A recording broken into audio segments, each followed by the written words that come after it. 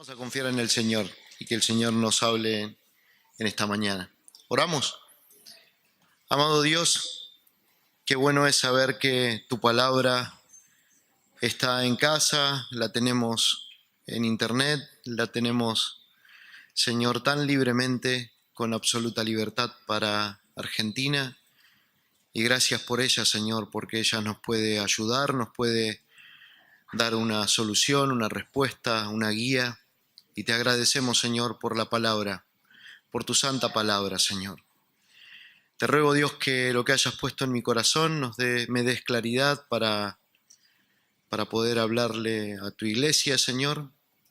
Háblame también a mí, usame, Señor, en esta mañana, y que tu nombre sea glorificado, Señor. En el nombre poderoso de Jesús, te doy gracias. Amén.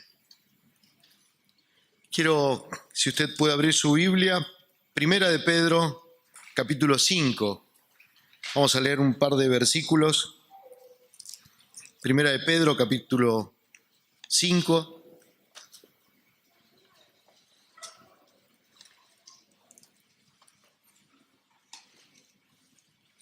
Aquí hay algunos consejos que el apóstol Pedro, va a darles a los ancianos, a los líderes, a los pastores, pero también a los jóvenes.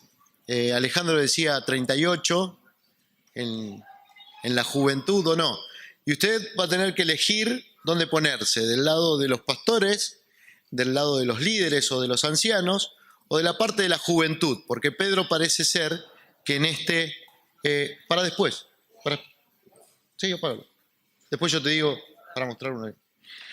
Parece ser que Pedro en este capítulo y en estos versículos les da a entender algo, algunos consejos a los pastores, líderes de la iglesia y también a los jóvenes. Así que usted va a tener que elegir.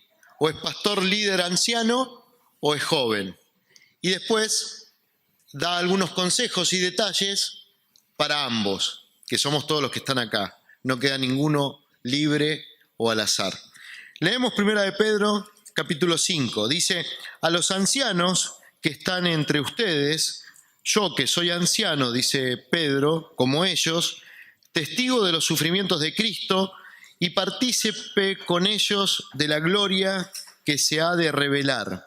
Les ruego esto: cuiden como pastores el rebaño de Dios que está a su cargo, no por obligación ni por ambición de dinero, sino con afán de servir como Dios quiere. No sean tiranos con los que están a su cuidado, sino sean ejemplos para el rebaño. Así, cuando aparezca el Pastor Supremo, ustedes recibirán la inmancesible corona de gloria. Asimismo, jóvenes, sométanse a los ancianos.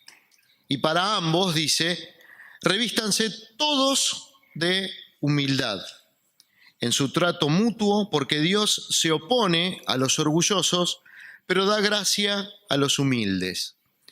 Humíllense, pues, bajo la poderosa mano de Dios, para que Él los exalte a su debido tiempo. Depositen en Él toda la ansiedad, porque Él cuida de ustedes. Practiquen el dominio propio y manténganse alerta. Su enemigo, el diablo, ronda como león rugiente, buscando a quien devorar.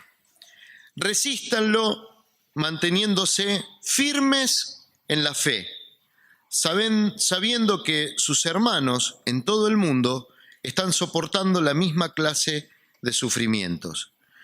Mas el Dios de toda gracia, que nos llamó a su gloria eterna en Jesucristo, después que hayáis padecido un poco de tiempo, Él mismo os perfeccione, afirme, fortalezca y establezca.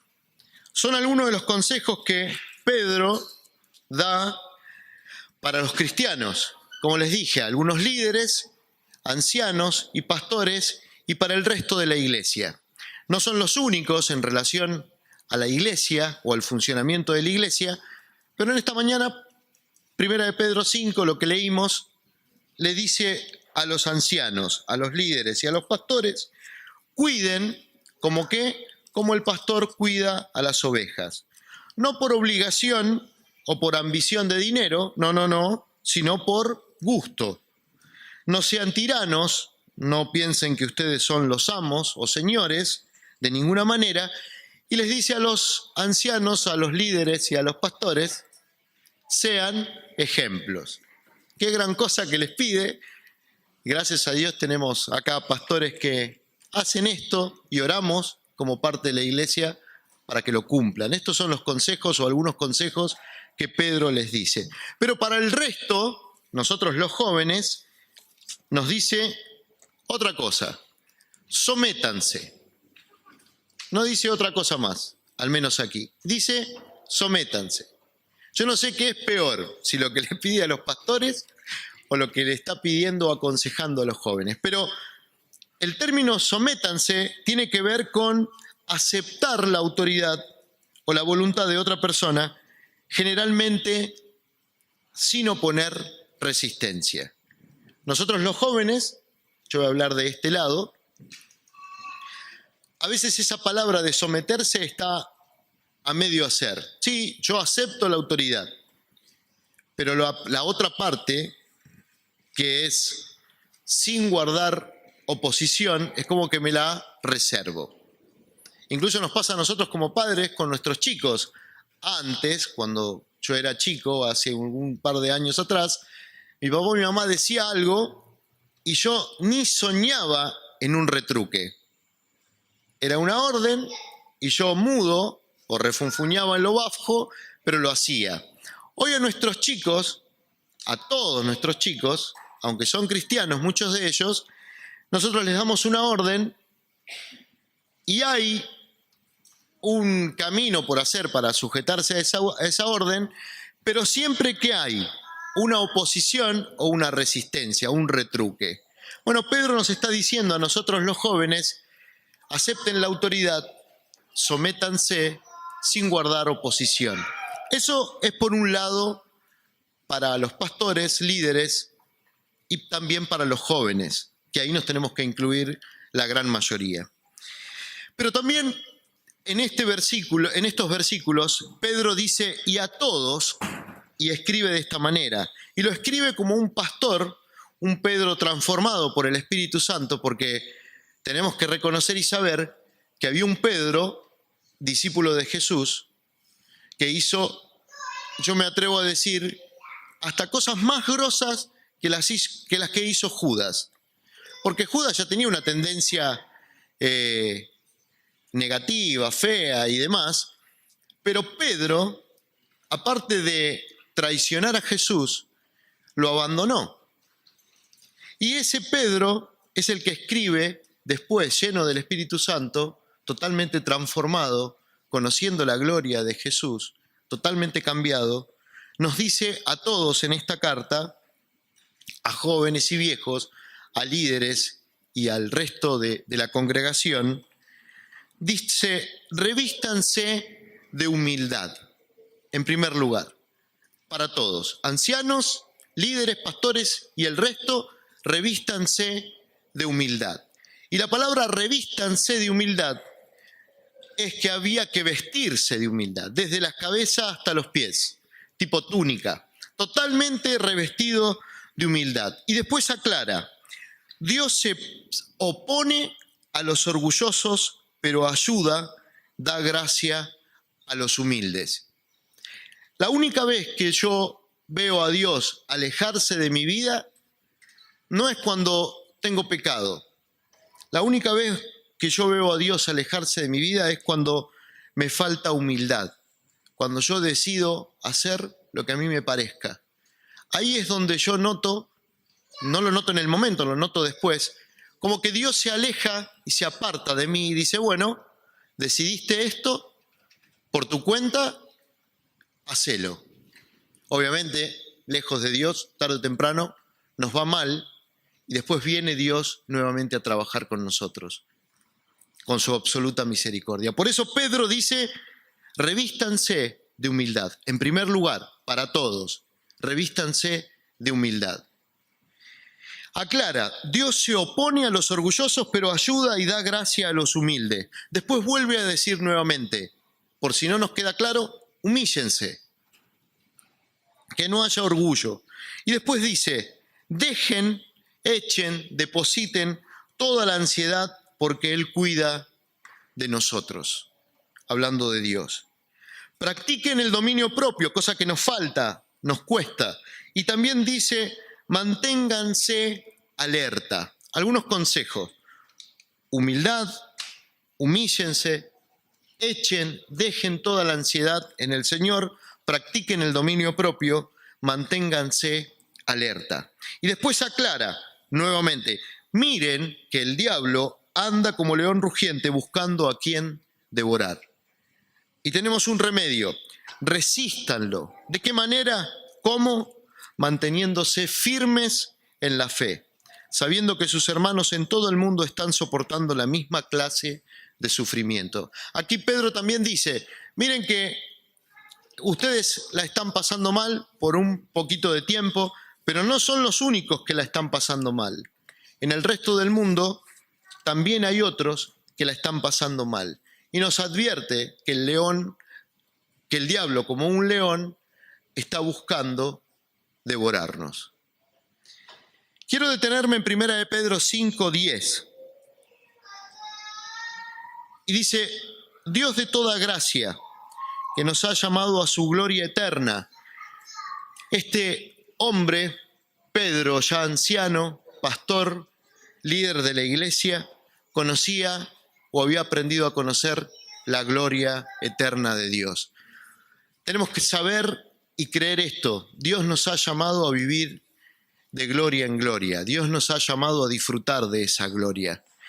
Y Pedro dice, mas el Dios de toda gracia, que nos llamó a su gloria eterna en Jesucristo, después que hayáis padecido un poco de tiempo, Él mismo obrará en nosotros algo. ¿Y qué hará? 4 cosas. Nos perfeccionará, nos afirmará, nos fortalecerá y nos establecerá.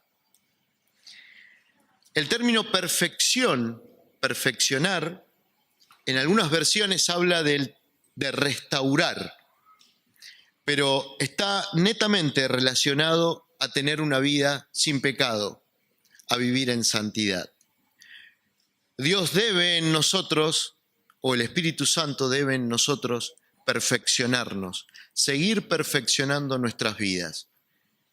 Cada uno sabrá dónde debe ajustarse más o menos, y cada uno sabrá de qué manera debo dejar aquello para ser cada día mejor y más santo. Pues no nos ha llamado Dios a inmundicia, dice una versión, sino a santificación. Y esto es claro, Dios nos ha llamado a ser santos. Y Pedro dice que Él nos va a perfeccionar, nos va a restaurar. Lo segundo que dice es, nos afirme a la iglesia del Señor, a nosotros, a los pastores y al resto de la congregación, el Espíritu Santo nos tiene que afirmar. El término aquí, afirmar, significa fortificar. ¿Y sabe dónde viene este término? De los antiguos castillos o fortalezas de la antigüedad misma. Y tiene que ver principalmente con la decisión que tomaban los generales de guerra, donde fortificaban, donde afirmaban todos aquellos lugares que habían sido de una u otra manera destruidos por algún enemigo. Usted sabe que construían sus fortalezas o sus imperios por lo general en una altura determinada, porque cuando había invasión se invadía y se tomaban esos lugares a destrucción total. Pero el término este de afirmar tiene que ver relacionado solamente con fortificar. Así que cuando ese enemigo destruía esa fortaleza o ese castillo, el rey y sus generales de guerra tenían que fortificar, tenían que afirmar el lugar. ¿Para qué? Y porque volvía nuevamente otro atacante o otro adversario. Seguramente rondaba y vuelve nuevamente a atacar, como esto que decía Pedro, anda el león rugiente buscando a quien devorar. Y este consejo de Pedro dice que el Señor les afirme y los fortifique. Entonces había que fortificar. Donde el enemigo ingresó, había que levantar una pared un poco más alta. Donde el enemigo ingresó y rompió, había que levantar algo más fortificado, que tenga más fuerza, que tenga más valentía. Los castillos o las fortalezas, esos famosos muros, no tuvieron de la noche a la mañana en cada esquina algo edificado para que puedan visualizar a lo lejos al enemigo. Todo eso se fue fortificando a medida que fueran perdiendo batallas.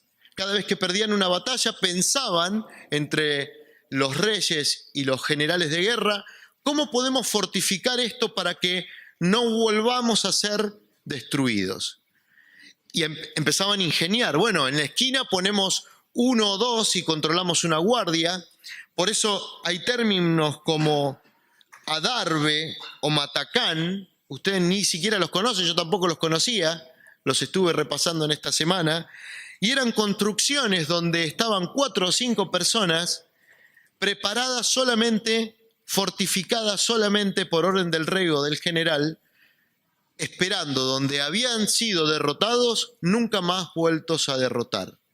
Y estos lugares eran pasadizos secretos, ustedes lo van a ver en la punta de una muralla, eran de 2 metros, y cada 80 centímetros o 1,20 m edificaban una columna. Servía como una especie de ventana para que el enemigo pueda, para que el que esté dentro del castillo o de esa fortaleza pueda disparar, pueda mirar, y se edificaban estas especies de columna para que se haga una ventana, con la intención de que al caminar y lleguen las flechas o las lanzas de determinado lugar, pudiera o no dispararle con certeza o no.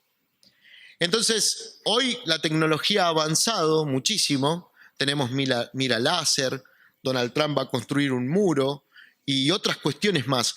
Pero el término fortificar tiene que ver principalmente con esto, donde el enemigo se metió, donde nos hizo una guerra y venció, vamos a construir algo que nos afiance, que nos fortifique. Esto tiene que ver con hacer esto o aquello mucho más seguro y mucho más firme. Eso decía Pedro en primera de Pedro capítulo 5. Lo otro es fortalecer. Fortalecer es poner fuerte o más fuerte física o anímicamente algo. Esto tiene que ver solamente con el poder. Tiene que ver solamente con el poder del Espíritu Santo.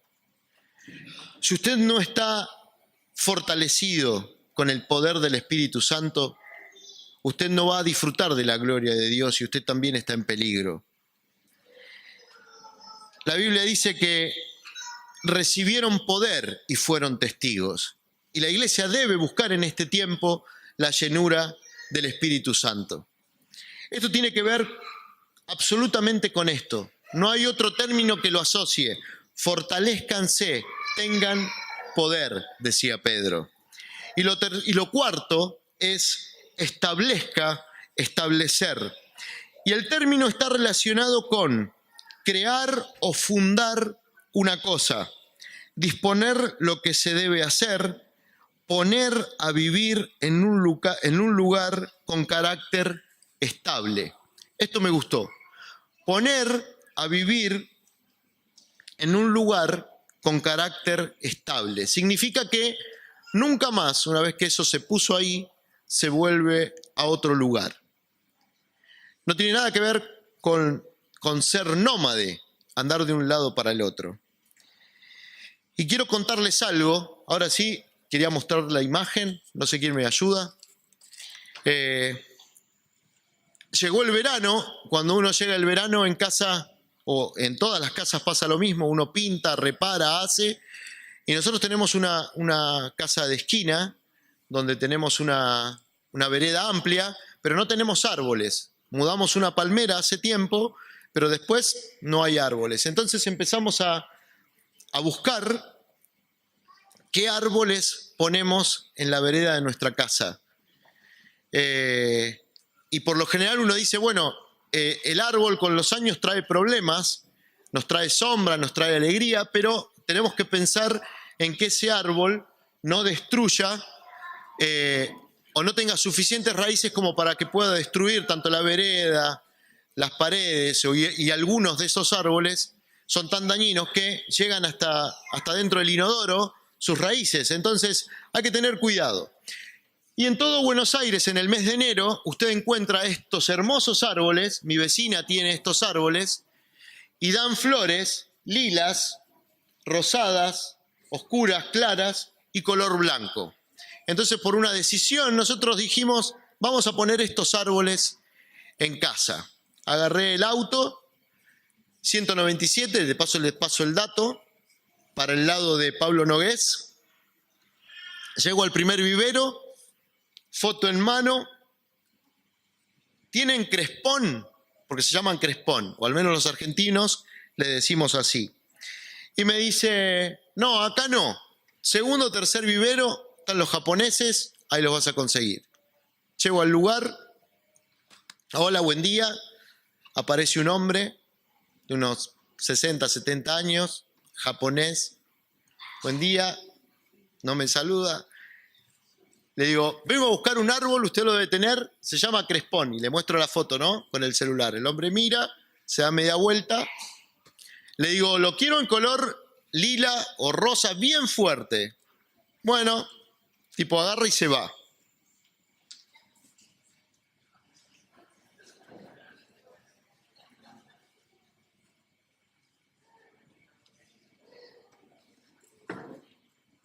A ver si lo pueden ver.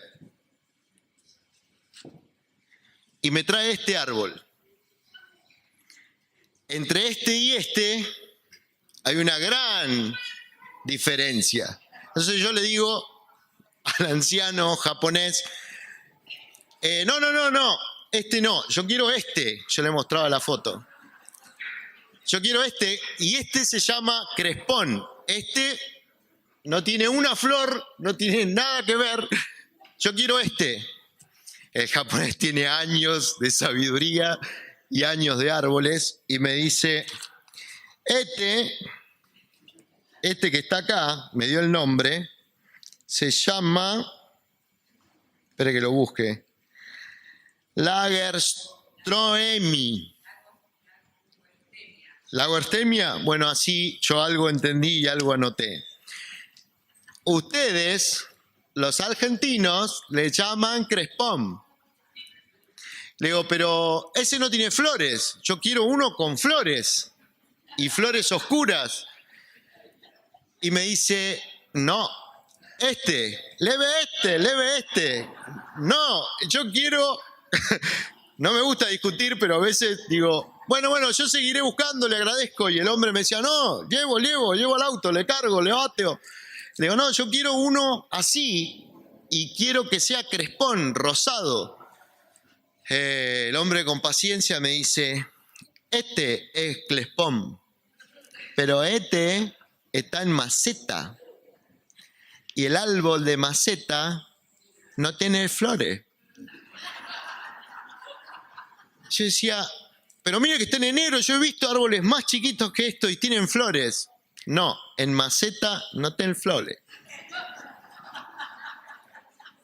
Yo decía, me estará engañando. A veces uno tiene la idea del chino y dice, este chino, si me apaga la luz en la madrugada, me va a vender cualquier cosa menos crespón.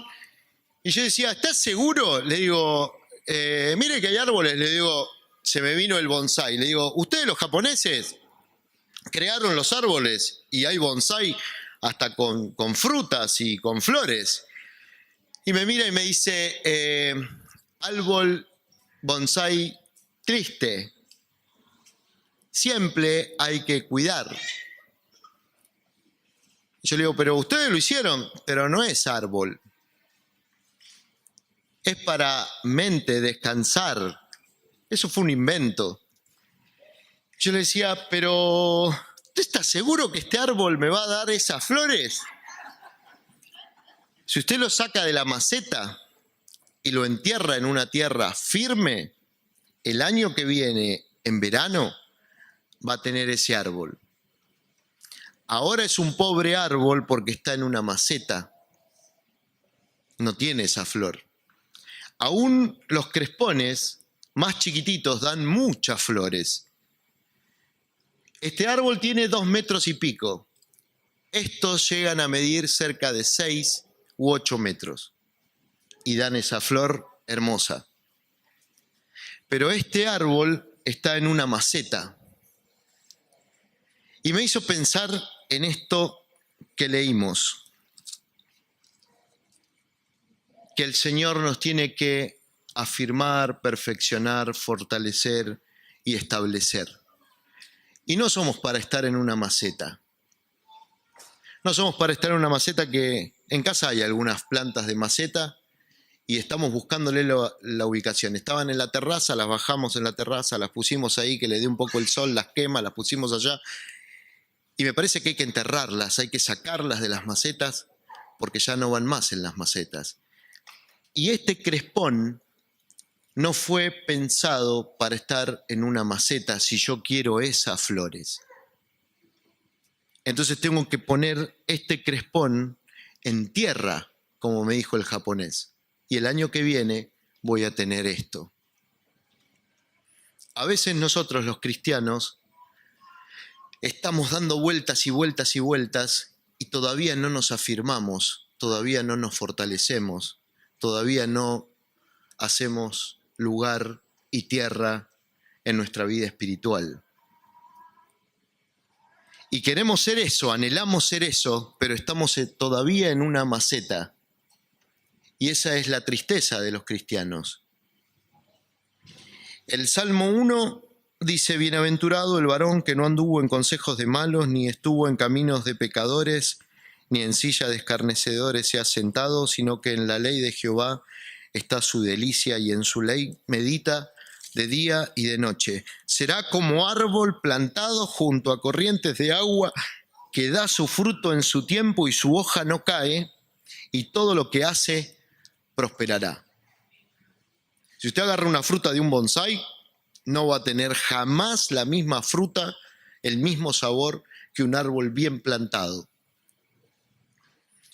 Y el bonsái está ahí como un adorno, y Dios no quiere que usted sea un adorno. Dios quiere que usted sea perfecto, que se establezca, que se afirme. Eso es lo que quiere el Señor con nosotros. Jeremías 7:18 dice: bendito el hombre que confía en el Señor y pone su confianza en Él. Será como un árbol plantado junto al agua que extiende sus raíces hacia la corriente. No teme que llegue el calor y sus hojas están siempre verdes. En época de sequía no se angustia y nunca deja de dar fruto. Yo me sentí un poco como este bonsái, como este crespón, en una maceta, medio que sin hojas. Pero yo sé que Dios quiere que yo sea como este crespón, de verano, arraigado, edificado, perfecto. Dios quiere esto de nosotros. Y se lo pide a los viejos, a los ancianos y a los jóvenes y a los maduros. Esto no es solamente para los pastores, esto es para ambos. Y usted puede decir como viejo: yo ya siento que estoy quemando los últimos cartuchos. Bueno, sea un árbol así, tal vez no sea un árbol de fruta, pero sea un árbol de sombra. Y diga: no tengo tanta sombra, no tengo ni fuerzas. Bueno, extienda sus raíces. Tal vez en ese árbol podemos hacer una hamaca y algún chico se puede hamacar y disfrutar. Pero no sea esto, porque esto no es el plan de Dios. El plan de Dios es esto, que usted tenga fruto. La única vez que nosotros impedimos que Dios obre es cuando nos falta humildad, cuando tenemos orgullo. Ahí Dios es como que le atamos las manos. No puede meterse, no puede perfeccionarnos, no puede afirmarnos, no puede fortalecernos, no nos puede establecer. Pero si tenemos humildad, el Espíritu Santo puede hacer estas 4 cosas en nuestras vidas. Para hacer esto, unos buenos crespones. Amado Dios, gracias porque vos tenés misericordia de nosotros. Vos nos alentás, vos estás a nuestro lado. Tu idea, tu pensamiento, tu pasión por nosotros es mucho más grande, Señor, de nuestro pensamiento, de nuestro interés. Vos nos has pensado como árboles de fruto, de sombra, de flores, radiantes, enterrados en una tierra firme, fortalecidos. Jamás fue tu idea que fuéramos un bonsái, una planta, sujetos a una maceta, a un pensamiento propio, de ninguna manera. Quizás el enemigo nos ha destruido y ha hecho en nosotros un estancamiento, o nos ha detenido y estamos de lugar en lugar sin encontrar una tierra firme. Espíritu Santo, perfecciónanos, fortalécenos, afírmanos, establécenos, Señor. Si tenemos orgullo, destrúyelo, Señor. Y danos humildad, la suficiente humildad para reconocer una vez más que te necesitamos, amado Dios. Establécenos, Señor. Establécenos en el mejor lugar espiritual donde debemos estar. No importa los años que tengamos, la vida que hemos vivido, la juventud que tengamos, si estamos volviendo a vos, hacenos firme.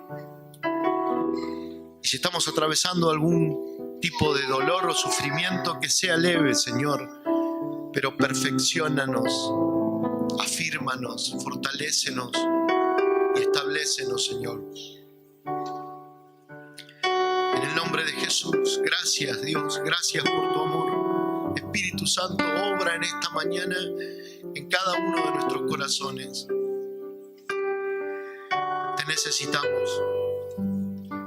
Te necesitamos, Espíritu de Dios. Danos de tu poder, Espíritu Santo. Llénanos en esta mañana de tu Santo Espíritu.